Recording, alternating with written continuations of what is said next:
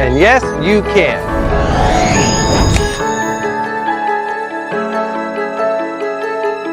Hi friends, I'm Les Mood, your host. Welcome to the Energy Independent Show, where we cover product reviews, interviews, and hot energy news. Business Traveler delivers the news. Amazon to roll out 10,000 electric rickshaws in India. Amazon founder and CEO Jeff Bezos' visit to India has caused quite a many stirs in the country. One was when he announced that the company would create 1 million jobs in India recently, and secondly, he has also announced Amazon's plan to deploy 10,000 electric delivery rickshaws across the country after successfully completing the trials in 2019. The rickshaws would be sourced from automotive startup Rivian and are said to be operational across 20 cities by 2025. The company is placing a lot of emphasis on its environmental vision, which is alongside its climate pledge announced back in September 2019, in which Amazon plans to be completely carbon neutral by 2040. The 21st century is going to be an Indian century, Amazon CEO Jeff Bezos said last week during his visit to India. No plans to bring EV platform to India in the near future, Volkswagen, the group, said in its observing the developments in the Indian automotive market and will bring its EV as and when the market is ready. German automotive major Volkswagen Group on Thursday said it has no plans to bring its EV platform, the backbone of its global electric vehicle offensive, to India in the near future, as the market is not yet mature and the EV infrastructure is not developed. The group said in its observing the developments in the Indian automotive market and will bring its EVs as and when the market is ready. We always have an observation on what happens in India. We have a plant in India with our company, Skoda. We have combined production society there where we want to produce combustible cars for India. At the moment, there is no decision taking to bring MEB to India, Volkswagen brand CEO Ralph Brandstatter told reporters in a video conference. Asked if the group would wait for infrastructure to improve in countries like India, or if the increasing customer base in bigger car segments is good enough for Volkswagen to bring its EVs, such as electric car ID.3, he said, "We are observing all countries if they are mature for electromobility."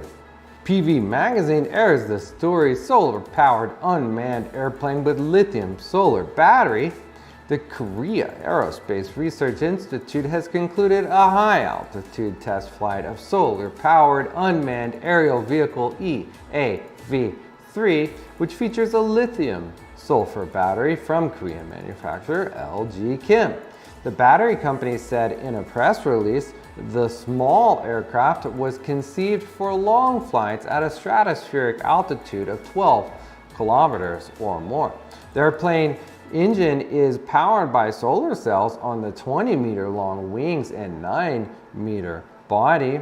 During the daytime, it flies utilizing a solar cell and battery power as a source of energy, and during the nighttime, it utilizes battery power charged during the daytime, said LG Chem.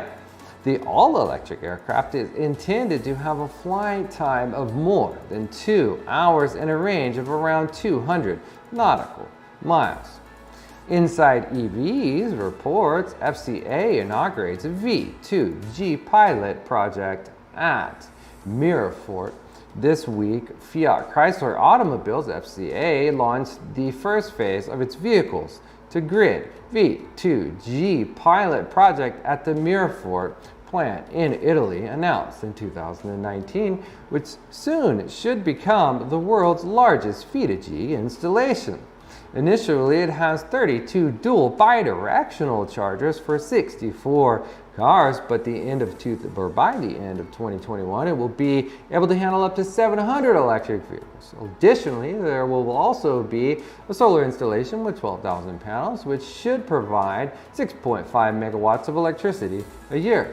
Bidirectional technology, which both charges the car and returns power to the grid, can only work efficiently when the car and the charging infrastructure speak a common language. This is the focus of the trial launch with the inauguration of the plant. CalSTART breaks the news: Canada, China, Chile, Finland, Germany, Japan, the Netherlands, Norway, and Sweden to collaboratively grow zero-emission commercial vehicle manufacturing, infrastructure, and deployment. Canada, China, Chile, Finland, Germany, Japan, the Netherlands, Norway, and Sweden made the announcement at a pre-event ahead of the 11th Clean Energy Ministerial next week.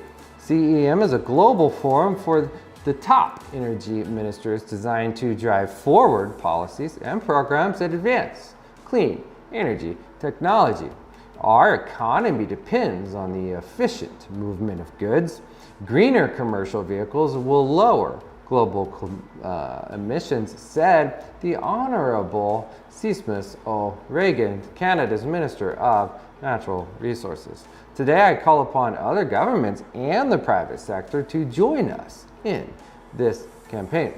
This multi-region bipartisan commitment demonstrates the groundswell of support zero-emission commercial vehicles enjoy across the United States.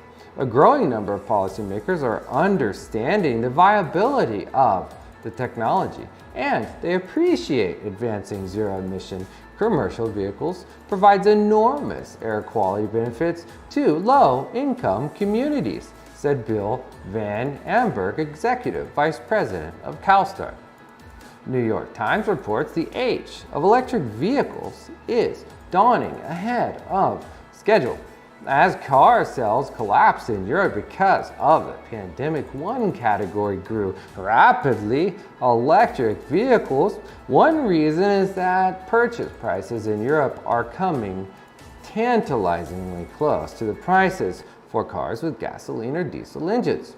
As electric cars become more mainstream, the automotive industry is rapidly approaching the tipping point when even